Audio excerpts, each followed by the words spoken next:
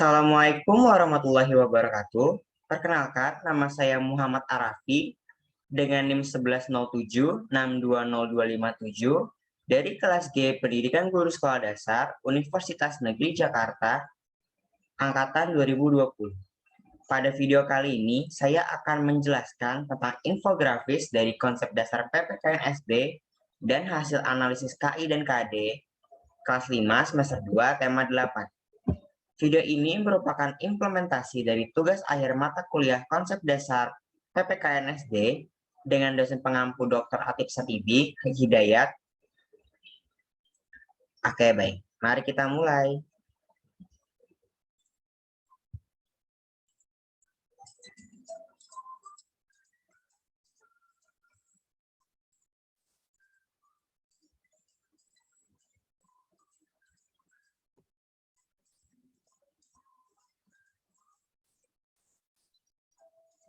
Tujuan dari pendidikan nasional secara filosofis menurut Ki Hajar Dewantara adalah daya upaya untuk memajukan budi pekerti, pikiran, serta jasmani anak agar dapat memajukan kesempurnaan hidup, yaitu hidup dan menghidupkan anak yang selaras dengan alam dan masyarakat. Selain itu, para peserta didik diharapkan menjadi manusia Indonesia yang Pancasilais dan manusia yang mampu mengamalkan Bhinneka Tunggal Ika. Sehingga dalam penerapannya, tujuan pendidikan nasional diselenggarakan secara holistik dalam pengembangan pribadi manusia baik secara kognitif, emosi, moral, spiritual, fisik, dan sosial. Kemudian ada menurut kurikulum menurut Kamus Besar Bahasa Indonesia mengartikan sebagai perangkat mata pelajaran dan mata kuliah yang diajarkan di lembaga pendidikan. Seperangkat rencana dan pengaturan mengenai tujuan, isi, dan bahan pelajaran, serta cara yang digunakan sebagai pedoman penyelenggaraan kegiatan pembelajaran untuk mencapai tujuan pendidikan tertentu. Menurut Sistem Pendidikan Nasional 2003, kurikulum pengembangannya dilakukan dengan mengacu pada standar nasional pendidikan untuk mewujudkan tujuan pendidikan nasional. Kurikulum pada semua jenjang dan jenis pendidikan dikembangkan dengan prinsip disverifikasi sesuai dengan satuan pendidikan, potensi daerah, dan peserta didik. Kemudian ada SKL atau Standar Kompetensi Lulusan. Menurut Peraturan Menteri Pendidikan dan Kebudayaan Nomor 20 Tahun 2016, standar kompetensi lulusan adalah kriteria mengenai kualifikasi kemampuan lulusan yang mencakup sikap, pengetahuan, dan keterampilan. Itulah mengapa setiap melakukan pembelajaran seorang guru harus mengacu pada standar tersebut. SKL menjadi pedoman penilaian untuk menentukan kelulusan peserta didik, menjadi fondasi dasar kecerdasan, pengetahuan, kepribadian, akhlak, dan keterampilan hidup mandiri saat berada di jenjang pendidikan dasar dan menengah umum atau kejuruan. Kemudian menurut Undang-Undang Republik Indonesia Nomor 20 Tahun 2003 tentang Sistem Pendidikan Nasional berfungsi mengembangkan kemampuan dan membentuk watak serta peradaban bangsa yang bermartabat dalam rangka mencerdaskan kehidupan bangsa, bertujuan untuk berkembangnya potensi peserta didik agar menjadi manusia yang beriman dan bertakwa kepada Tuhan Yang Maha Esa, berakhlak mulia, sehat, berilmu, cakap, kreatif, mandiri, dan menjadi warga negara yang demokratis serta bertanggung jawab. Paradigma pembelajaran abad 21 yaitu keterampilan ada 8, meliputi leadership atau kemampuan kepemimpinan, entrepreneurship atau dalam bidang kewirausahaan, digital literasi atau kemampuan literasi digital, communication, kemampuan berkomunikasi, problem solving atau pemecahan masalah, emotional intelligence atau kecerdasan emosional, team working, kerjasama tim, dan juga global citizenship atau kebinekaan global. Perkembangan kurikulum di Indonesia dibagi menjadi 5, yaitu kurikulum 1947 yang dinamakan Rencana Pendidikan. Kurikulum pertama ini disebut Rencana Pelajaran 1947 atau LEAR Plan.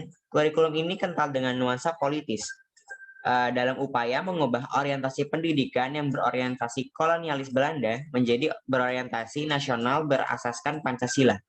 Yang kedua ada kurikulum 1964 yang dikenal dengan Rencana Pembelajaran Kurikulum ini bercirikan pemerintah berkeinginan agar rakyat mendapatkan pengetahuan akademik untuk pembekalan pada jenjang SD.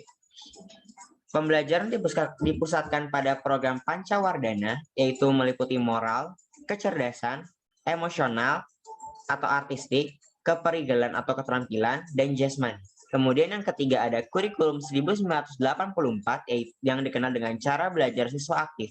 Kurikulum ini dipengaruhi oleh aliran humanistik yang memandang peserta didik sebagai individu yang dapat dan mau mencari sendiri, menjelajah, dan meneliti lingkungannya. Model ini disebut dengan cara belajar siswa aktif atau student active learning. Yang keempat ada kurikulum 2006 yang dikenal dengan KTSP atau kurikulum tingkat satuan pendidikan. Kurikulum yang berorientasi pada disiplin ilmu. Kurikulum ini mengacu pada standar isi dan standar kompetensi lulusan. Hal ini mampu dilihat dari program yang memuat sejumlah mata pelajaran yang harus ditempuh oleh peserta didik. Keberhasilan KTSP diukur dari kemampuan siswa menguasai mata pelajaran. Dan yang terakhir ada kurikulum 2013 sampai dengan kurikulum 2013 revisi. Perubahan kurikulum KTSP menjadi kurikulum 2013 menunjukkan bahwa pendidikan di Indonesia bersifat dinamis. Orientasi 2013 adalah terjadinya peningkatan dan keseimbangan antara kompetensi, sikap atau attitude, keterampilan atau skill, dan pengetahuan atau knowledge. Pengertian pendidikan menurut Ki Hajar Dewantara, pendidikan yaitu tuntunan di dalam hidup tumbuhnya anak-anak. Hal ini berarti bahwa pendidikan adalah menuntun segala kekuatan kodrat yang ada pada anak-anak agar mereka sebagai manusia dan anggota masyarakat dapat mencapai keselamatan dan kebahagiaan yang setinggi-tingginya. Amanat dan prinsip dasar guru, Ingasor Sungtulado, menjadi seorang pemimpin harus mampu memberikan suri tauladan. Ing Madio Mangunkarso, seseorang yang di tengah kesibukannya harus mampu menggugah semangat. Tuturi Handayani, seseorang harus memberikan dorongan moral dan semangat kerja dari belakang. Pengembangan nilai karakter. Menurut Ki Hajar Dewantara, nilai-nilai karakter yang perlu dikembangkan meliputi religius, jujur, toleransi, disiplin, kerja keras, kreatif, mandiri, demokratis, rasa ingin tahu, semangat kebangsaan, cinta tanah air, menghargai prestasi, bersahabat atau komunikatif, cinta damai, gemar membaca, peduli lingkungan, peduli sosial, tanggung jawab, dan lain-lain yang dibagi menjadi 4 klasifikasi yaitu olah hati atau etika, 2 olah pikir atau literasi, 3 olah karsa atau estetika, dan keempat olahraga atau kinestetika. Kemudian berubahlah menjadi gerakan penguatan pendidikan karakter pada saat ini, yang digandrung-gandrungi menjadi pendidikan karakter merupakan suatu usaha dalam upaya menghadapi berbagai tantangan pergeseran karakter yang dihadapi saat ini. Pendidikan karakter bertujuan mengembangkan kemampuan peserta didik untuk memberikan keputusan baik buruk, memelihara apa yang baik dan mewujudkan kebaikan itu dalam kehidupan sehari-hari dengan sepenuh hati. Yang pertama ada religius, sebagai contohnya hidup rukun damai antar umat beragama. Nasionalis, yaitu mendahulukan kepentingan bangsa dan negara. Mandiri, kerja keras dan pantang menyerah. Gotong royong, memberikan pertolongan kepada yang membutuhkan. Dan yang terakhir integritas, yaitu bertanggung jawab dan konsisten pada kebenaran. Kemudian ada profil pelajar Pancasila. Profil pelajar Pancasila sesuai dengan visi dan misi Kementerian Pendidikan dan Kebudayaan sebagaimana tertuang dalam dengan Peraturan Menteri Pendidikan dan Kebudayaan Nomor 22 Tahun 2020 tentang Rencana Strategis Kementerian Pendidikan dan Kebudayaan tahun 2020 sampai dengan 2004. Yaitu ada 5, ada 6, beriman, bertakwa kepada Tuhan Yang Maha Esa dan berakhlak mulia, berkebinekaan global, gotong royong, mandiri, bernalar kritis, dan yang terakhir adalah kreatif. Berikut adalah hasil analisis KI dan KD kelas 5 semester 2. Satuan pendidikannya sekolah dasar, kelas 5 semester 2, tema 8, sahabat lingkungan kita, subtema 1, sahabat lingkungan kita, subtema 2, perubahan lingkungan, subtema 3, usaha pelestarian lingkungan. Dengan kompetensi inti yang pertama, menerima, menjalankan, dan menghargai ajaran agama yang dianutnya, menunjukkan perilaku disiplin, tanggung jawab, santun, peduli, dan percaya diri dalam berinteraksi dengan keluarga, teman, guru, dan tetangganya, serta cinta tanah air. 3. Memahami pengetahuan faktual, konseptual, prosedural, dan metakognitif pada tingkat dasar. Dengan cara mengamati, menanya, dan mencoba berdasarkan rasa ingin tahu tentang dirinya, makhluk ciptaan Tuhan dan kegiatannya, serta benda-benda yang dijumpai di rumah, di sekolah, dan tempat bermain.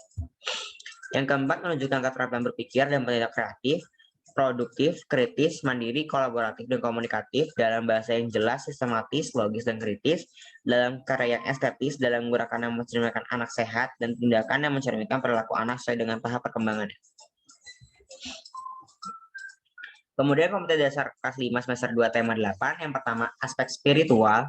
1.3 mensyukuri keragaman sosial masyarakat sebagai anugerah Tuhan Yang Maha Esa dalam konteks Bhinneka Tunggal Ika. 2.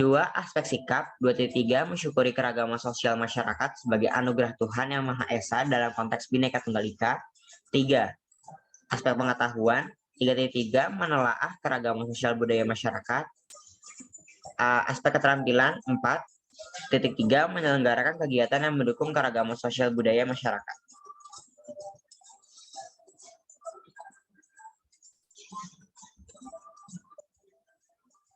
Terima kasih telah menyaksikan video ini sampai dengan akhir. Sampai jumpa di video-video selanjutnya. Saya Muhammad Arafi, undur diri. Wabillahi taufiq wal hidayah. Wassalamualaikum warahmatullahi wabarakatuh. Sampai jumpa.